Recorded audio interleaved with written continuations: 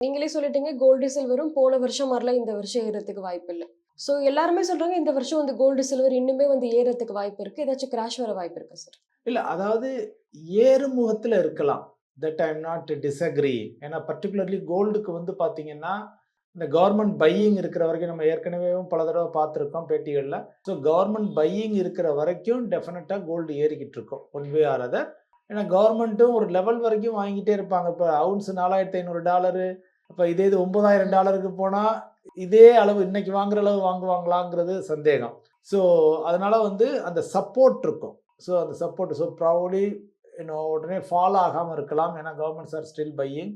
But at the same time வந்து $4,500லேருந்து $9,000 போயிருமானா, I don't think so from my okay. Thought process. So அதனால அந்த அளவுக்கு இருக்காது. பட் ஒரு 5% ஏறுமா, 10% ஏறுமா? ஏன்னா யுஎஸ் இன்ட்ரெஸ்ட் ரேட்லாம் குறைச்சாங்கன்னா, அதுவே கொஞ்சம் கோல்டு ஏறுறதுக்கான வாய்ப்பா இருக்கும். இன்டர்நேஷனல் லெவல்ல என்ன ரேட்டோ அதான் இந்தியாவிலயும் விக்குது. So all those things are there. அதனால gold will be in positive side from an asset allocation perspective. கோல்ட்லயும் நான் வச்சுக்கலாமான்னா வச்சுக்கலாம். பட் இன்னைக்கு போய் நான் ஒரு ₹50,00,000 வாங்கலாமா? 1,00,00,000 வாங்கலாமா? என்கிட்ட இருக்க பணத்த பூரா எடுத்துட்டு போய் நான் கோல்ட்ல போடலாமா? அப்படின்னா ஐ வுட் சே நோ.